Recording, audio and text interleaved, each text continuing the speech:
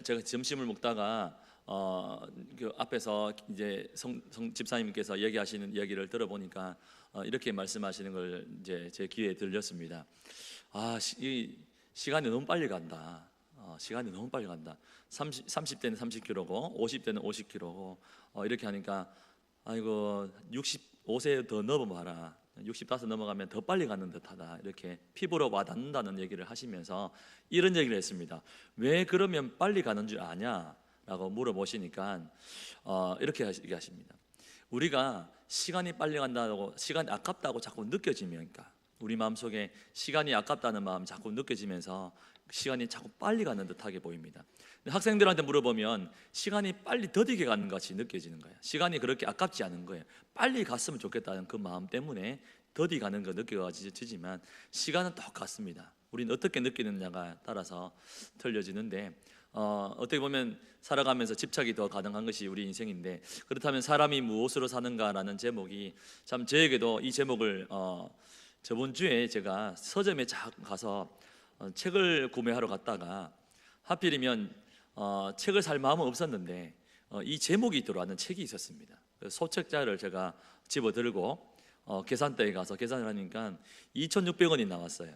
그래서 너무너무 귀한 싼 책을, 값으로는 비교할 수 없는 내용이 안에 있겠지만 제가 책을 구입해서 이 책을 열었습니다. 그런데 기독교 서점이지만 그 안에 작가는 톨스토이였습니다. 톨스토이라는 작가가 여러분 다 잘 아시는 만한 작가고 또 러시아 작가이기도 하고, 이분에 대해 좀 궁금해지기 시작했습니다. 그래서 알아보면서 이분이 10대 때까지는 어릴 때부터 교회를 출석을 잘 했습니다.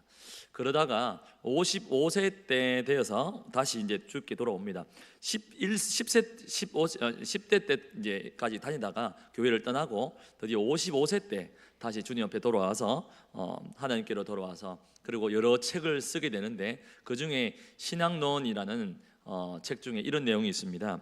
나의 지난 55년간 살아오는 동안 내 인생 15년 동안의 소년기를 제외하고는 나는 안식을 경험하지 못했고 안식을 알지 못한 채 살아왔다. 내가 18세 되던 때에 한 친구가 찾아와 신이 인간을 만든 것이 아니라 인간이 신을 만들었다고 나를 설득했다. 나는 그 말이 진리라고 생각했다. 나는 어렸을 적 가족의 그런 종교인 기독교를 떠나기로 결심했다. 나는 종교를 포기하는 것이 자유를 얻는 길이라고 생각했다.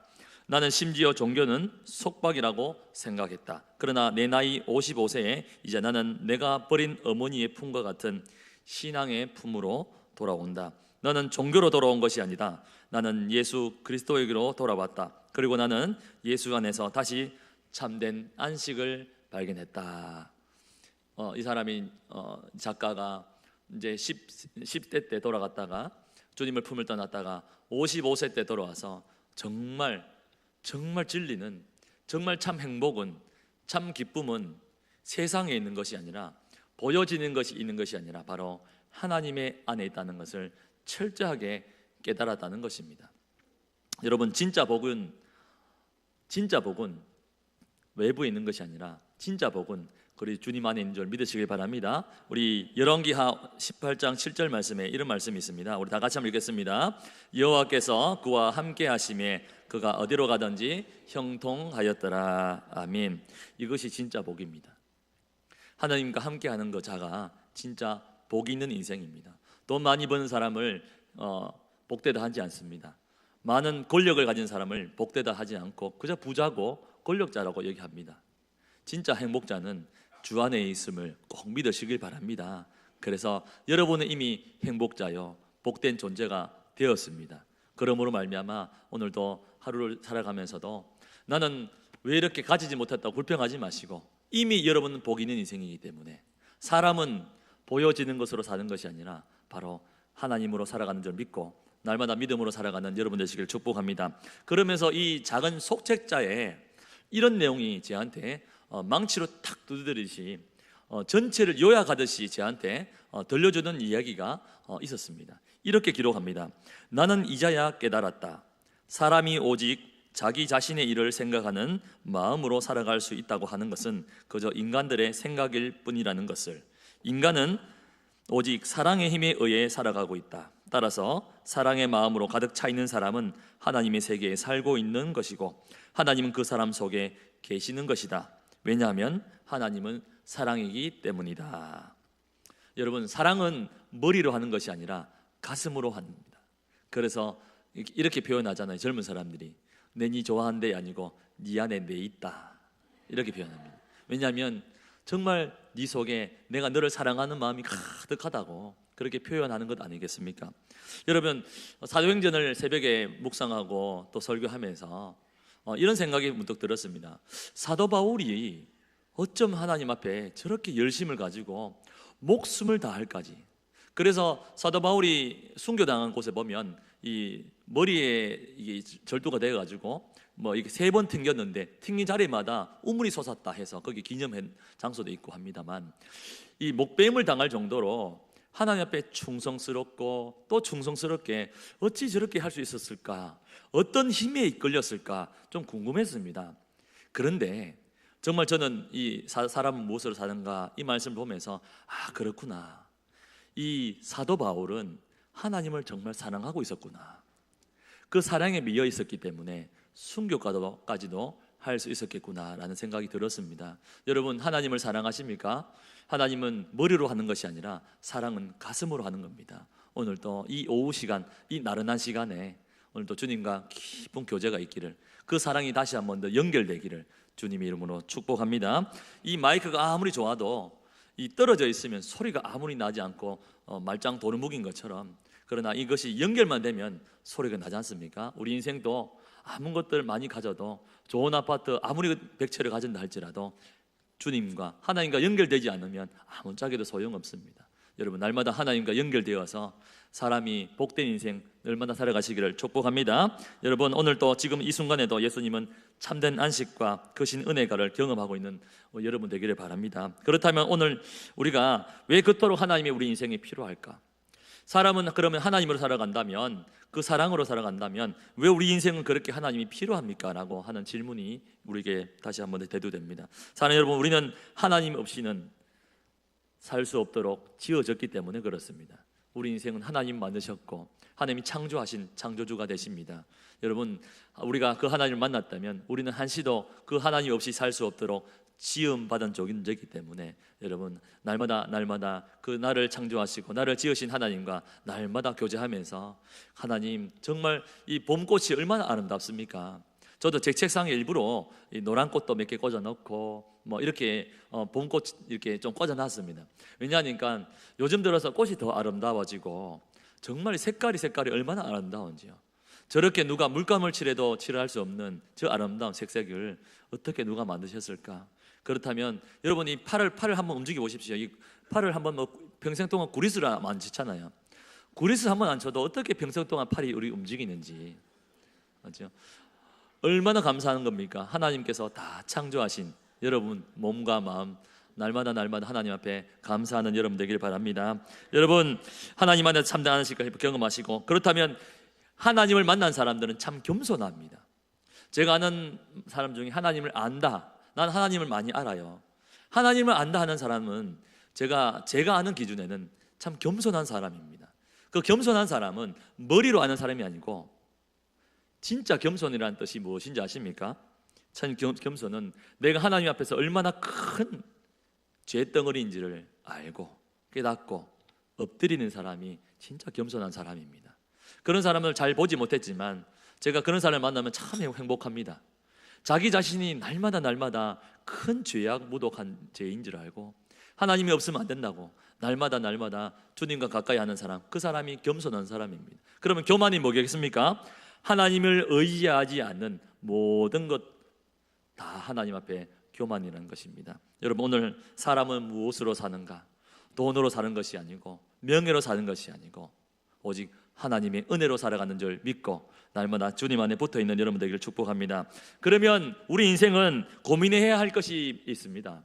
그렇다면 내가 지금 선택하고 걸어가고 있는 이 길이 정말 하나님이 기뻐하는 길인지, 그 창조자가 나를 만드시고 지으셔서 이렇게 쓰임받도록 하는 이 인생이 정말 맞는 길인지를 확인하셔야 되는데, 오늘 말씀을 통해 우리 몇 가지를 좀 확인해 봤으면 좋겠습니다.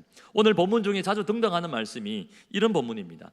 무엇보다 나으니, 무엇보다 낫고 라는 이 역설적인 내용들이 한 7, 8가지가 우리에게 말씀하고 있습니다. 그렇다면 하나님께서 기뻐하시고 더 나은 삶의 방향으로 나아가기를 원하는 자는 어떠한 방향으로 나아가야 할까요?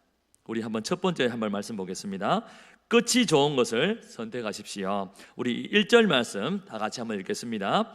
좋은 이름이 좋은 기름보다 낫고 죽는 날이 출생한 날보다 나으며. 아멘. 좀 껄끄러워 보입니다.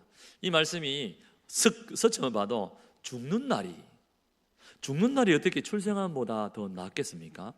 좋은 이름이 좋은 기름보다 낫고, 이것이 무슨 뜻인지 잘 모르겠습니다만, 이 여기에 기름이라는 뜻은 어떻게 보면 재물의 가치라고 할 수가 있겠습니다. 아무리 좋은 향수, 여러분 좋은 향수를 몸에 뿌리고 나오시더라도 시간 조금 지나면 그 향기는 확 날아가 버리는 것 아니겠습니까? 그러나 좋은 이름은 당장은 드러나지 않아도 여러분 오랫동안 기억되는 것. 어떻게 보면 이 마태복음 26장에 나오는 옥합을 깨뜨렸던 이 한 여인이 이렇게 드러나 보입니다. 이 여인은 자신이 정말 그렇게 평생 동안 모았던 그 향유 옥합을 예수님 발 앞에 깨뜨리는 것, 다른 사람들이 볼 때는 그것을 허비한다고 했었지만, 그것은 하나님 앞에서는 허비한 것이 아니고 정말 하나님 앞에 영광 돌리면서 자신의 옥합을 깨뜨리면서 무엇을 얻었습니까? 하나님 앞에 좋은 이름을 얻게 되었던 것 아니겠습니까? 우리 또한 여러분, 우리도 하나님 앞에서 좋은 이름을 얻었습니다. 우리는 여러분의 신분이 바뀐 존재지 않습니까? 우리는 하나님의 자녀, 그리스도인, 그리고 하나님의 아들, 딸이라는 그런 신분을, 이름을 다시 한번 받게 되었습니다. 그 가치는 재물과 비교할 수 없는 그런 가치이지 않겠습니까? 날마다 더 좋은 가치인 하나님의 자녀답게, 그리고 더 좋은 것을 선택하며 살아가는, 여러분 하나님의 자녀답게 살아갈 수 있는 여러분 되시기를 축복합니다. 또한 죽는 날이 출생한 날보다 더 나은 이유가 뭐겠습니까? 세상 사람들은 태어날 때는 좋지만 죽을 때는 슬픈 거예요. 왜냐하면 아무것도 없기 때문에. 그러나 예수 믿는 자에게, 하나님을 믿는 자에게, 영생을 믿는 자에게, 그 소유한 자에게는 태어난 날은 좋고 기쁘고 죽는 날은 더 기쁜 날입니다. 왜냐하니까 영원한 그 나라에 주님 만나러 가는 그 날이기 때문에 더 기쁘고 좋은 날이지 않겠습니까? 세상 사람들에게 이것을 보여주면 어이구 어찌게 죽는 날이 더 좋을 수 있노? 죽으면 끝이지. 아무것도 없다고 생각하는 사람들입니다. 그러나 우리는 죽으면 더 좋은 하나님의 나라로 들어가는 그 관문을 통과하는 날이기 때문에 더 기뻐할 수 있습니다. 물론 헤어지는 슬픔이 있겠지만 영적으로 보면 그 영혼은 죽지 않는 까닭에 영원한 하나님 나라에 가는 그 기쁜 날 아니겠습니까? 그 날을 소망하면서 오히려 태어날 때보다 죽는 날을 더 소망하며, 여러분 잠시 잠깐 후에는 다 여기 주님을 만나는 그 시간들을 만날 텐데, 그 날을 준비하면서 날마다 이 말씀 가운데 그렇구나, 내가 죽는 날을 소망하면서 영원한 천국 본향을 보면서 그렇게 살아가는 여러분 되기를 축복합니다. 여러분 2절에 보니까 더 한 걸음 더 나아가서 이렇게 얘기합니다. 2절 말씀도 함께 읽겠습니다. 소상집에 가는 것이 잔치집에 가는 것보다 나으니 모든 사람의 끝이 이와 같이 됨이라. 산자는 이것을 그의 마음에 둘지어다. 아멘. 어떤 사람은 저는 초상집이 싫어요. 그 뭐가 싫은데? 초상집에는 뷔페가 없어요. 이 뷔페를 얘기하는 사람이 있습니다. 그러니까 아직까지 그 마음을 모르는 거죠. 이 말씀의 의미는 뷔페가 있냐 없냐가 중요한 것이 아니라 정말 초상집에 가는 것, 잔치집에 가는 것보다 나은 이유가 무엇이라고 생각합니까? 사람은 다 죽는다는 것입니다. 사람은 다 죽습니다. 잠시 후면 다 한 사람도 빠짐없이 누구나 할 것 없이 다 죽습니다. 내 몸이 늙어가는 것을 보면서 우리는 한 가지 알 수 있는 것이 무엇입니까? 죽음이 한 걸음 한 걸음 성큼성큼 다가오는 것. 어디 가면 느낄 수 있습니까? 초상집에 가면 그렇구나, 내 인생이 곧 나도 저렇게 될 텐데 내가 남은 인생을 어떻게 살아가야 될지 방향을 다시 한 번 더 설정하게 된다는 것입니다. 여러분, 종교개혁자 마틴 루터는 같이 걸어가던 친구가 돌연 벼락에 맞아가 죽어버립니다. 그러면서 법학도가 갑자기 법학도를 내려놓고 신학도의 길을 걸어가게 됩니다. 왜 그런 길을 걸어가게 됐는가? 친구가 죽으면서 죽음에 주는 메시지가 강렬하기 때문에 자신은 그 죽음 앞에서 인생이 무엇인지를 다시 한 번 더 바라보게 되었다는 것입니다. 여러분, 9.11 테러가 났을 때 엄청난 사건이 일어났죠. 그 중에 이 뉴욕 시장이었던 루돌프 이 줄리안이라는 시장이 있습니다. 그의 아버지가 무명 복서였습니다. 복싱 선수였습니다. 지하에서 복싱 경기를 하고 돈을 받아서 그것으로 자녀에게 밥을 먹이고 학교를 보내고 양육을 그렇게 했습니다. 그런데 이 아버지가 자식에게 꼭 두 가지를 가르쳤답니다. 한 가지는 뭐냐? 맞을수록 침착해라. 이 복싱 경기장에 복싱 선수가요, 주먹이 많이 맞습니다. 맞을수록 그 주먹이 점점 더러워지는데, 그런데 맞을수록 침착해라. 침착하면 침착할수록 뭐가 보이는지 아십니까? 주먹이 보인다는 겁니다. 그 무서운 주먹이 맞을수록 침착해 보니까 의외로 주먹이 잘 보이더라. 그래서 이 맞을수록 침착해라. 여러분, 인생에는 질병의 매도 맞을 수 있고 관계의 매도 맞을 수 있고 경쟁적인 여러 가지 환란을 만날 수 있습니다. 여러 가지 매를 맞을 때 두려워하지 마시고 침착하십시오. 그러면 그 속에서 해결책이 점점 보이기를 시작합니다. 아, 이 별거 아니구나. 이길 수 있네. 이렇게 된다는 겁니다. 그래서 9.11 그 어려움 속에서도 침착하게 정책들을 발표해서 시민들의 혼란을 안정화시킬 수가 있었다는 겁니다. 두 번째는 뭡니까? 이 결혼식은 선택이지만 장례식장은 필수다 하면서 어릴 때부터 이 자식을 데리고 꼭 장례식장은 무조건 데리고 다녔다. 그래서 어릴 때부터 죽음이라는 것이 주는 메시지를 아이에게 가르쳐주면서 아빠도 곧 떠날 수 있고 누구나 할 것 없이 사람은 왔다가 가는 인생이라고, 있을 동안 사랑하며 살아야 됐다고 자식에게 꼭 이 죽음에 대해서 가르쳤다고 얘기합니다. 여러분, 아무리 장수하는 자도 아무리 재물이 많고 권력이 많아도 아무것도 가지고 갈 수 없습니다. 왜냐하면 이것을 잊지 말아야 한다. 다시 한 번 더 그 초상집을 통해서 더 나은 이유에 대해서 우리 3절 말씀이 우리에게 다시 한 번 더 우리에게 메시지를 주고 있는데, 3절 말씀 읽겠습니다. 슬픔이 웃음보다 나음은 얼굴에 근심한 것이 마음에 유익하기 때문이니라. 아멘. 여러분, 이 초상집에는 슬픔이 있습니다. 그러나 이 잔치집에는 웃음이 있죠. 초상집의 슬픔이 잔치집의 웃음보다 나은 이유가 도대체 뭐가 있겠습니까? 초상집의 슬픔을 통해서 우리 모두 다 그렇구나, 나도 그렇지만 우리 모두는 다 인생이 한계가 있구나, 이 땅에서 언젠가는 다 떠나구나라는 이 근심이 우리의 마음에 유익하기 때문이다라는 것입니다. 그게 주는 메시지가 있기 때문에 그렇다는 것입니다. 즉, 그 죽음을 통해서 우리를 하여금 나의 미래를 어떻게 살아갈지를 다시 한 번 더 재설정해 주더라. 무엇이요? 죽음이 우리에게 하나님께서, 그래서 너희들은 장례집에 가서 오히려 깨달아라.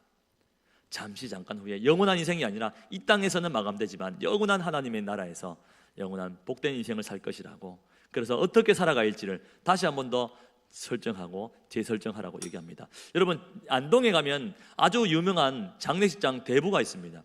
장례식장에서 어마어마하게 돈을 버는 사람이요, 그 사람이 하는 얘기가 이겁니다. 그 사람에게 복음을 전했더니 하는 말이, 저도 예수 믿겠습니다.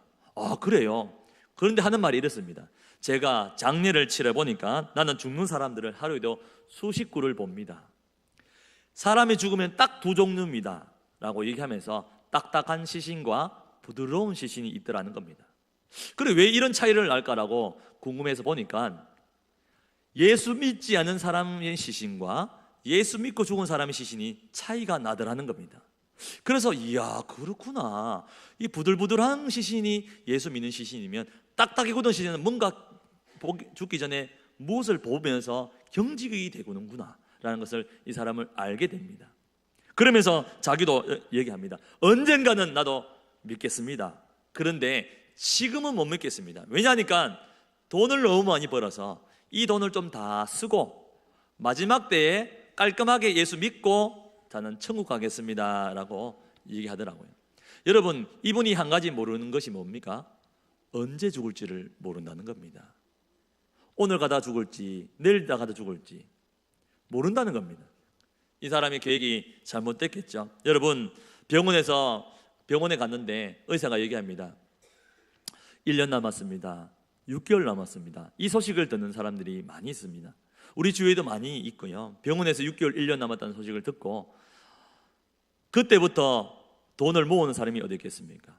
딱 그 소리를 들으면 무엇이 보입니까? 사랑하는 가족들이 보이고, 그리고 전능하신 하나님을 다시 한 번 더 만나게 되는 것 아니겠습니까? 여러분, 그러므로 초상집은 우리에게 내가 어디로 바라보게 하도록 하냐면 전능자를, 하나님을 다시 한 번 더 바라보고 사랑하는 사람들을 다시금 바라보게 하는 다리 역할, 촉매제가 되더라는 것입니다. 사랑하는 여러분, 꼭 그때 가야 그렇게 하겠습니까? 지금 오늘 이 시간에 다시 한 번 더 사랑하는 사람과 하나님 앞에서 그 사랑을 다시 한 번 더 재설정하고 방향을 다시 한 번 더 모두어서 양다리를 거치고 있다면 이 다리를 잘라버리서라도 한 다리라도 하나님 앞에 나아가시기를 축복합니다. 여러분, 지금 깨달았으면 좋겠습니다. 사랑하는 사람들과 성도들과 사랑하는 날 그리 많지 않을 겁니다.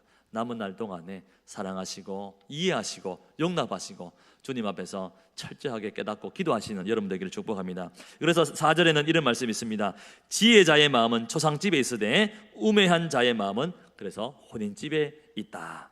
여러분, 당장의 기쁨보다는 후회 없는 미래를 얻기 위해서는 초상집처럼 슬픔과 고통 속에서 내가 후회 없는 삶을 살 수 있는 깨달음을 얻을 수 있는 여러분 되기를 축복합니다. 우리는 두 번째입니다. 우리 두 번째, 인생은 사람은 무엇을 사는가? 다 같이 읽겠습니다. 책망이라는 보약을 즐기십시오. 우리 5절 말씀 다 같이 읽겠습니다. 지혜로운 사람의 책망을 듣는 것이 우매한 자들의 노래를 듣는 것보다 나으니라. 아멘. 다시 말해서 누구에게 항상 배우는 자세를 가져라. 어떤 목사님은 설교 준비하러 놀이터 간다 하면서 놀이터를 가요. 그럼 왜 놀이터 갑니까? 물어보니까 놀이터에 가면 아이들이 노는 것을 보니까 저기에서는 원죄도 보이고 서로 법칙도 있고 저기에서 주는 깨달음이 있더라. 그래서 저가서 그렇구나, 하나님 저 말씀이 저런 거구나. 순수한 아이들 속에서도 그렇게 서로 미워하고 질투하고 시기하는 어떤 세계가 보이더라는 겁니다.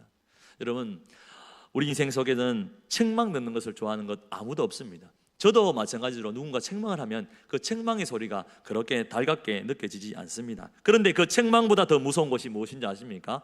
무관심입니다. 무관심. 소요리 문답 1번에 보면 사람이 제일 된 목적은 하나님을 영화롭게 하는 것과 영원토록 그를 즐거워하는 것이다 라고 말합니다. 그런데 하나님보다 세상을 더 즐거워하고 우리 인생이 좋아하게 되었습니다. 그래 할 때 하나님은 우리에게 뭐 합니까? 징계하시고 또 책망하십니다. 그래도 듣지 않을 때 하나님께서는 그들의 상신이라는 심령대로 내버려 두게 되는 것입니다. 너희가 나 없이도 잘 한번 해봐라. 그리고 네가 그것으로부터 무엇을 얻는지를 알아야 될 것이다. 주님은 내어버려 두게 됩니다. 가장 무서운 형벌이 바로 내어버려 두는 것, 그것이 가장 무서움입니다. 하나님이 나를 등 돌리고 있을 때 얼마나 무섭겠습니까? 하나님 앞에 기도해도 응답이 없고 하나님이 등만 보이는 듯하게, 그러할 때 우리 인생에는 두려움이 엄습하게 됩니다. 그래서 여러분, 하나님 앞에 아브라함이 13년을 하나님이 침묵할 때가 있었습니다. 하나님 말씀에 순종하지 않고 이스마엘을 낳을 때 하나님께서 13년 동안 침묵을 하고 계셨잖아요. 그러면서 13년 후에 주님이 입을 여시고 말씀합니다. 첫 마디가 뭐냐면 나는 전능한 하나님이라. 이 말씀이 뭡니까? 왜 너는 전능한 하나님처럼 하나님을 잊고 내가 약속한 약속을 기다리지 않았느냐? 너는 너를 통해서 바다 모래알처럼 저 하늘의 별처럼 내가 너를 통해 약속의 자녀를 만들겠다고 그 약속을 너는 왜 믿지 않았냐?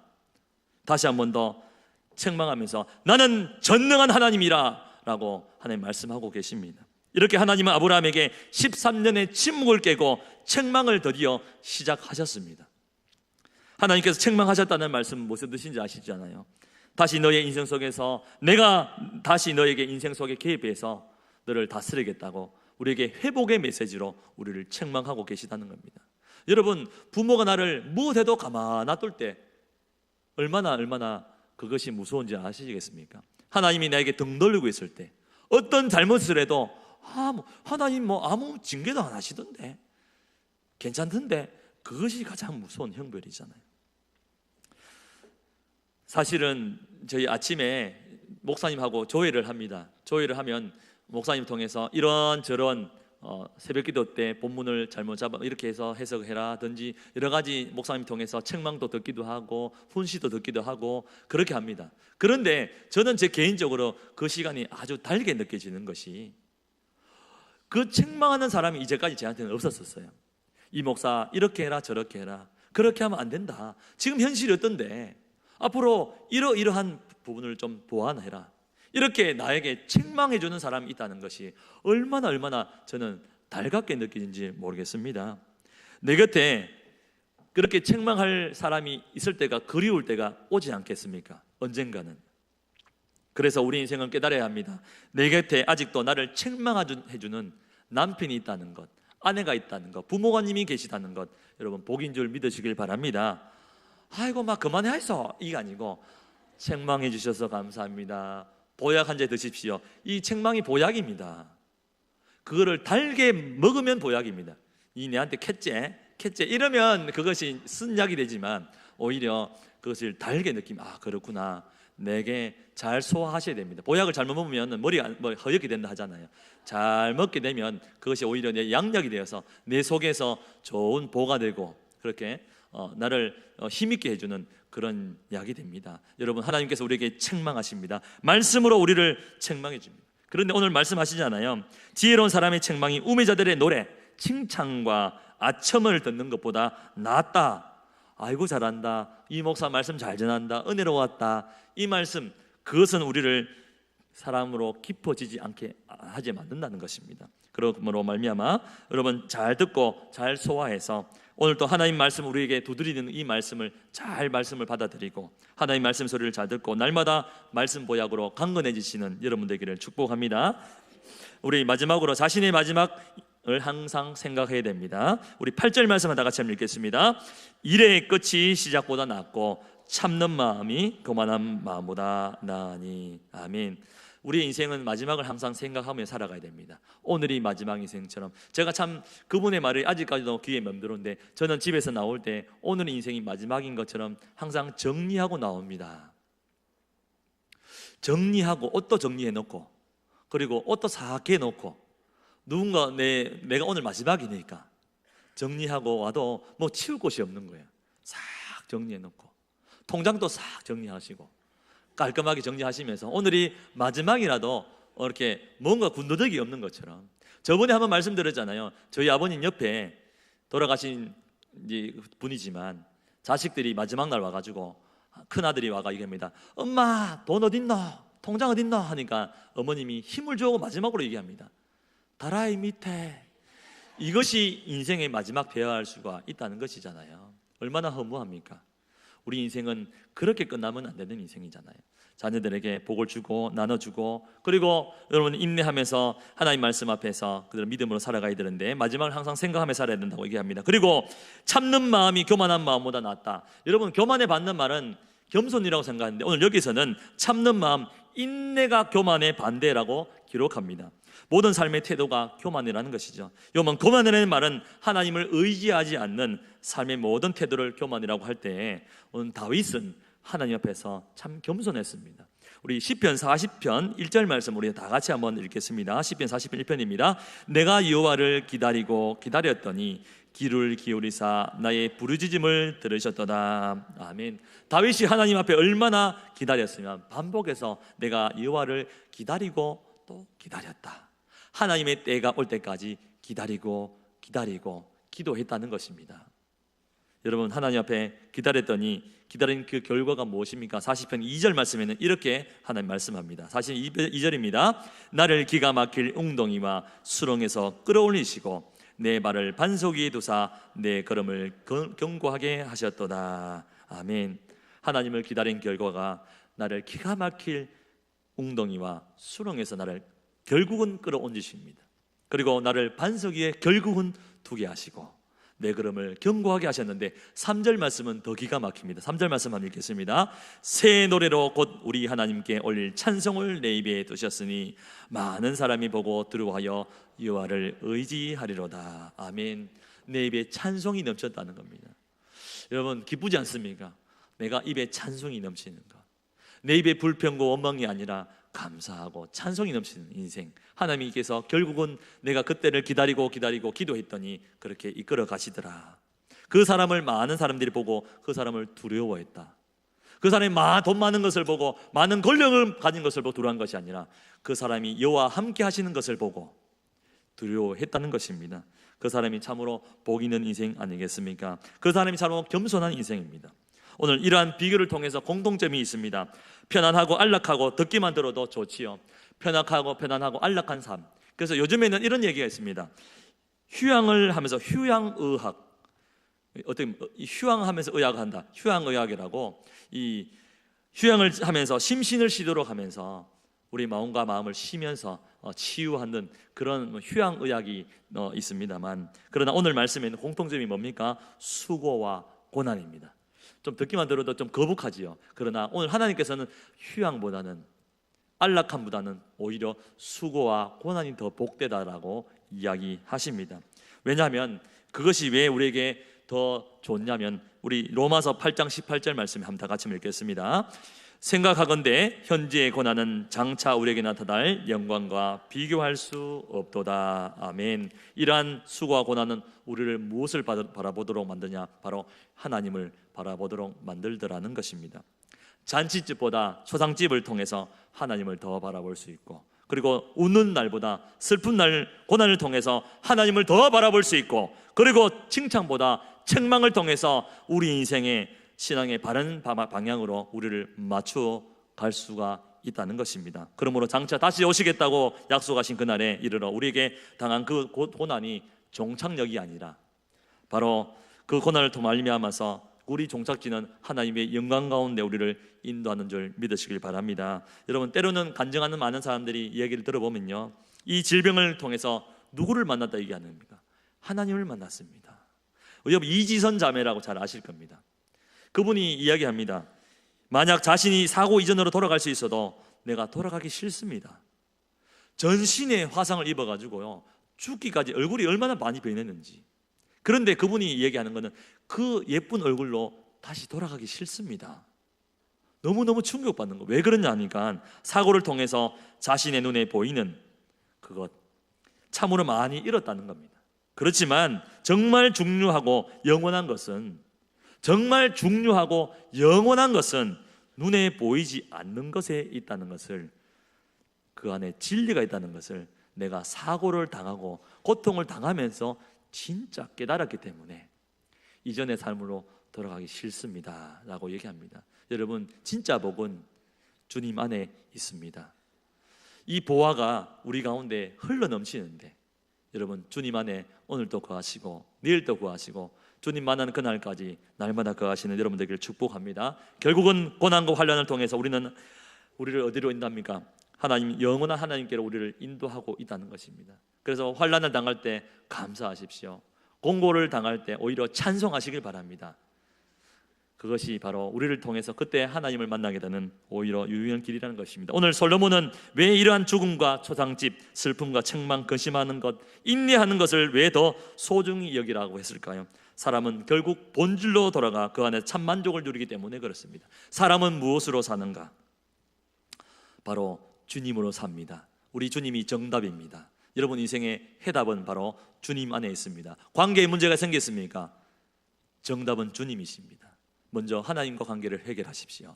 그리고 사람과 관계를 해결하시길 바랍니다. 여러분, 질병에 문제가 생겼습니까? 하나님 관계를 다시 한 번 더 점검하십시오. 여러분, 어떤 문제든 정답은, 그래서 우리 예전에 동화정과 제일 뒤에 보면은 정답이 쭉 있잖아요. 우리 성경의 정답은 바로 하나밖에 없습니다. 하나님.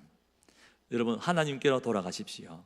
하나님 안에서 정답이 있습니다. 여러분, 인생의 모든 문제를 한 주간 살아가면서 하나님 안에서 여러분 모든 문제를 헤쳐나가고 난관을 헤쳐나가시는 여러분 복된 성도 되시기를 주님 이름으로 축원합니다. 우리 말씀을 생각하면서